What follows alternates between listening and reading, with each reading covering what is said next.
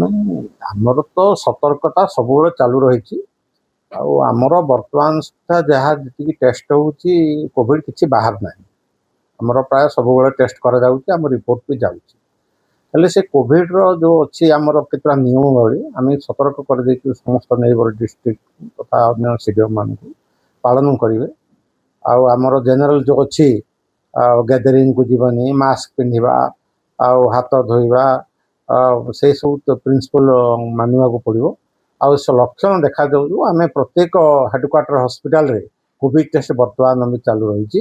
ଆଉ ସଙ୍ଗେ ସଙ୍ଗେ ଟେଷ୍ଟ କରାଇବେ, କରିକିରି ସତର୍କତାମୂଳକ ପଦକ୍ଷେପ ଅନ୍ୟ ପେସେଣ୍ଟମାନଙ୍କ ପାଇଁ। ଆନ୍ଧ୍ରାରୁ ଯଦି ଲୋକ ଆସନ୍ତି କୋରାପୁଟ ଗଜପତି ତାଙ୍କ ପାଇଁ କ'ଣ?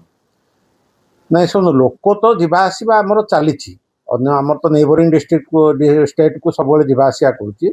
ଆମେ ଯେତେବେଳେ ଲକ୍ଷଣ ଯେଉଁ କୋଭିଡର ଯେଉଁ ଅଛି ତଥା ଜ୍ୱର ହେବା, ଖାସ ହେବା, କି ସେ ଦୁର୍ବଳ ଫିଲ୍ କରିବା, କି ସେଇ କୋଭିଡ କେସ୍ ସମ୍ପର୍କରେ ଆସିବା, ସେମାନଙ୍କୁ ଆମେ ସବୁବେଳେ ଆଦେଶ ଆମେ ଅନୁରୋଧ କରୁଛୁ ସଙ୍ଗେ ସଙ୍ଗେ ଟେଷ୍ଟ କରାନ୍ତୁ। ଯାଇକରି ନିକଟସ୍ଥ ଜିଲ୍ଲା ମୁଖ୍ୟ ଚିକିତ୍ସାଳୟରେ କୋଭିଡ ଟେଷ୍ଟ କରନ୍ତୁ ଏବଂ ସମସ୍ତ କୋଭିଡର ଯେଉଁ ଅଛି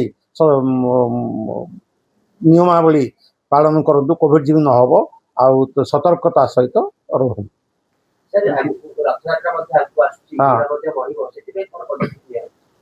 ସେଇଥିପାଇଁ ଆମର ତ ଜେନେରାଲ ପଦକ୍ଷେପ ନିଆଯାଉଛି, ଯେଉଁ ସାଧାରଣ ପଦକ୍ଷେପ ଆମେ ଟେଷ୍ଟ କରିବା।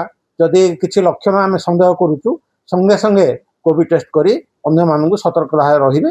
ଆଉ କୋଭିଡର ନିୟମାବଳୀ ଅନୁସାରେ ଚିକିତ୍ସା ବି ହେବେ। ଯଦି ପଜିଟିଭ ବାହାରେ, ପଜିଟିଭ ତ ବାହାରନି, ଆଉ ସେଥିପାଇଁ କିଛି ବ୍ୟସ୍ତ ହେବା ଦରକାର ନାହିଁ ବର୍ତ୍ତମାନ।